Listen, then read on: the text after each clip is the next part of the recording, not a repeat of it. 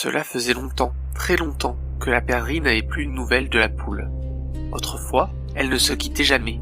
Elle partageait les mêmes chemins, les mêmes matins, les mêmes silences.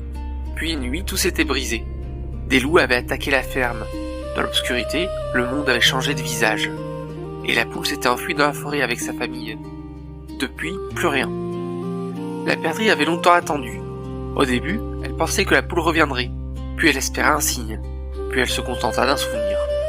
Et enfin, il ne resta plus que le manque. La forêt, elle, n'avait pas changé. Toujours immense, toujours silencieuse, toujours fermée. On disait qu'on pouvait y entrer, mais jamais en revenir. La perdrix venait souvent s'asseoir face à elle. Elle ne faisait rien, elle regardait. Et plus elle regardait, plus une question grandissait en elle. Qu'est-ce qui nous empêche vraiment d'avancer? Est-ce la forêt, ou ce que l'on imagine d'elle? Un matin, elle se leva. Pas plus courageuse que les autres jours, pas plus sûre d'elle, mais différente. Je ne peux pas rester ici, dit-elle. Elle s'approcha de la lisière. Un pas, puis un autre. Et comme les fois précédentes, elle fut repoussée. Comme si la forêt refusait. Comme si quelqu'un disait « Tu n'es pas prête ». Et elle recommença. Encore, encore. Très vite, la frustration la gagna. « Pourquoi » cria-t-elle. Mais la forêt ne répondait pas. Les jours passèrent, et peu à peu, une autre pensée s'imposa à elle. Peut-être... Et ce n'était pas la forêt qui l'empêchait d'entrer. Peut-être qu'elle ne savait pas comment y rentrer.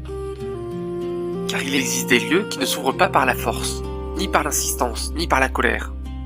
Alors elle comprit quelque chose de difficile, quelque chose qu'elle n'aimait pas admettre. Elle ne pouvait pas tout faire seule.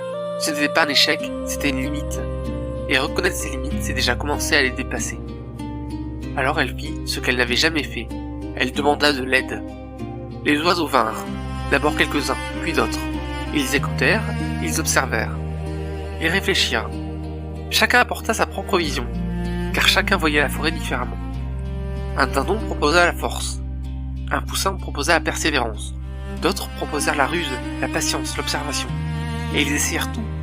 Mais la forêt résistait toujours. Quelque chose changeait. Ce n'était pas la forêt, c'était eux.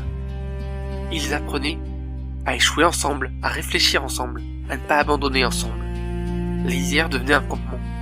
Mais surtout, elle devint un lieu de pensée. On ne cherchait plus seulement à rentrer, on cherchait pourquoi rentrer. Car rentrer sans comprendre, c'est parfois se perdre. Un soir, alors que le brouillard tombait doucement sur les arbres, la perdrix s'approcha seule.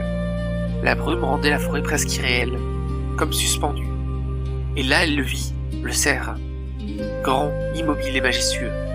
Ses bois semblaient toucher le ciel, ses yeux voyaient au-delà. Il ne bougeait pas, il regardait. La perdrix sentit quelque chose de profond, une présence, une conscience. « Est-ce toi qui gardes la forêt » murmura-t-elle. Le cerf ne répondit pas. Elle fit un pas vers lui, puis un autre, mais la distance ne changeait pas. Elle avançait, et pourtant il restait hors d'atteinte, comme une vérité qu'on aperçoit, sans pouvoir la saisir. « Dis-moi comment entrer » supplia-t-elle. Le silence. Puis la brume se referma. Le cerf disparut. La perdrix resta immobile, longtemps. Elle n'avait pas de réponse, mais elle avait compris quelque chose. La forêt ne se force pas, elle se mérite. Le lendemain, elle revint avec les autres.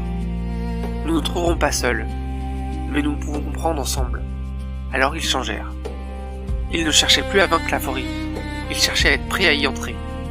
Et c'est à ce moment-là que les chiens arrivèrent, des chiens de berger, calmes, attentifs. Nous avons vu votre camp, dirent-ils, et nous avons compris votre intention. Ils ne proposèrent ni force, ni solution miracle, ils proposèrent une présence. Nous pouvons vous aider à rester unis, dirent-ils, car ce que la peur sépare doit être rassemblé. Alors les oiseaux acceptèrent. Et pour la première fois, ils formèrent un groupe, un vrai. Pas seulement un rassemblement, une unité. Ils se placèrent ensemble face à la forêt, silencieux, alignés, présents.